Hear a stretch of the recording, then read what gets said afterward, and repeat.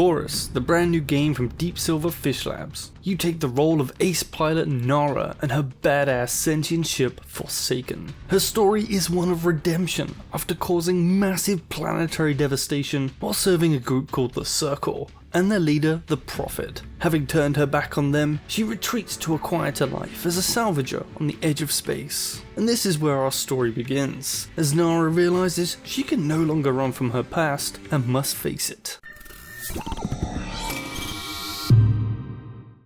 Good day to you, I'm Kenator, and this is my review of Chorus. Chorus is played in third-person view of your ship, and through the game you have a range of missions available to you. Those of the main storyline, and plenty of side missions, both scripted and random. And this is where Chorus shines brightest. It does a great job of world building. A lot of side missions give you a glimpse into the lives of the people that live there, and the lore of the world, from racing ships to saving entire living blocks from madmen intent on blowing them up, while the random missions that pop up are not quite as in-depth, but provide a decent distraction from the longer travel times across the different areas, especially when it's a chance to blow up some more bad guys. All missions have plenty of voice dialogue, which is really appreciated. I've played too many games where it's all text on screen for communications or story, so real voice work here and not just text to speech is a huge plus. The range of combat is pretty good too, with enemies having a hull, armor and shield mechanic, and these having different weapons suited to taking them down. And while the choice of weapons is limited to 3 types, ballistic, laser and missile, there are many variations on these through the game. For example, you could have a low damage rapid fire minigun, or a slower firing higher damage slug launcher that packs a punch. So you can pick what suits your playstyle for each weapon. Not only this, your ship can have up to 3 slots for upgrades, which can do various things such as give you faster recharging shields or weapons, or buff your ship in other ways. The game also has a limited selection of gear sets too, and these give additional bonuses when using these combination of mods and specific weapons. Some of these sets can only be obtained from the side missions, so I highly recommend not ignoring them. All of these side missions also reward you with credits to help you buy said upgrades, but there wasn't enough to spend all these credits on, leaving me with nearly 100,000 unspent credits by the end of the game. The flight controls, however, are something of a mixed bag. There's no strafe, which I can sometimes live with, but the biggest gripe was the lack of roll control, which is limited to self-leveling to the play area through the middle mouse button. At first, I thought I would get used to this,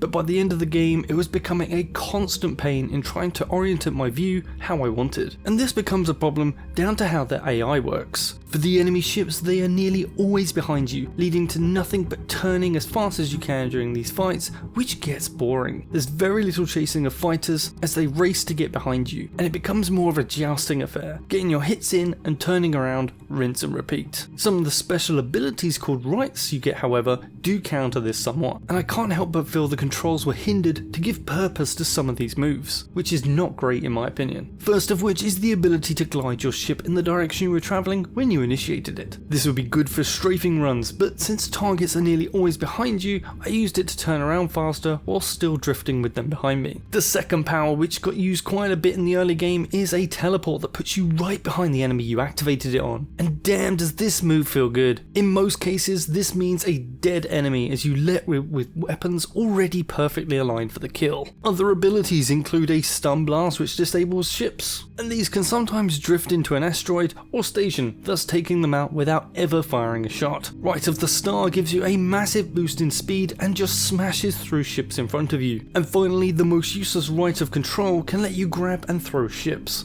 While this sounds cool, it's mostly impractical in the game. Another awesome area of the game that works really well is the capital ships. These bigger ships are like puzzles, having a specific order to take down parts on the outside or inside of the ship to fully destroy it. And this is made easier by the only ability I've yet to mention, the Right of Senses. This will show you which parts of the ship are destroyable by highlighting them briefly, but the ability itself has other uses such as finding hidden caches and mission objectives. Taking down big ships feels really good, slowly disabling them, taking out troublesome turrets shooting at you, and finally ending with a big bang of debris. But destroying capital ships isn't the only time they are used either.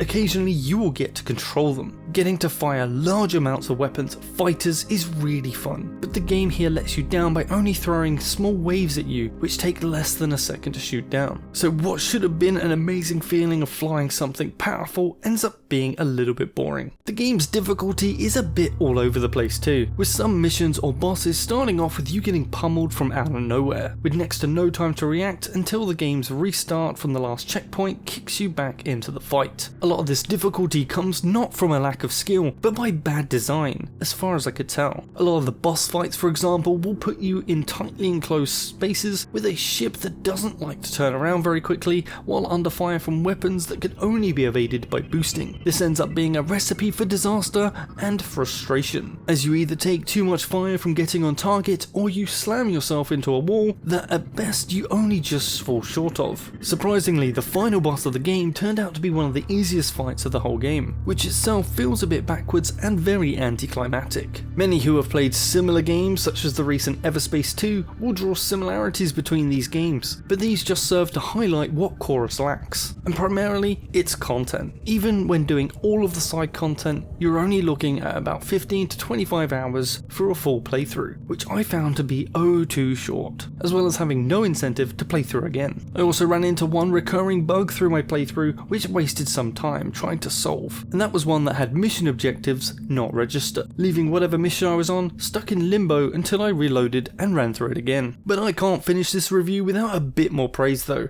and it's definitely due in the art department. Everything just looks gorgeous in Chorus. The play areas have tons of detail and atmosphere to them, not to mention the difference in style of each of the areas. You can also capture these with a built-in photo mode if you wish, and even make yourself an awesome new desktop background with it. The in-game cutscenes also look great with top-notch animation, beautifully lit and rendered. All this helps you get really immersed in the world of Chorus. Overall, I mostly enjoyed the game and its story, even if it was a little short, but the control scheme and difficulty in some sections breaking the immersion means I can't recommend getting this outside of a sale. There's just not enough game to justify the full price. But if you want a solid number rating, I would give this a 7 out of 10. Chorus is available on PlayStation 4, PlayStation 5, Xbox Series X and Series S, and Xbox One, Google Stadia and of course PC. And if you enjoyed this review, please give it a like and consider subscribing for more space game videos.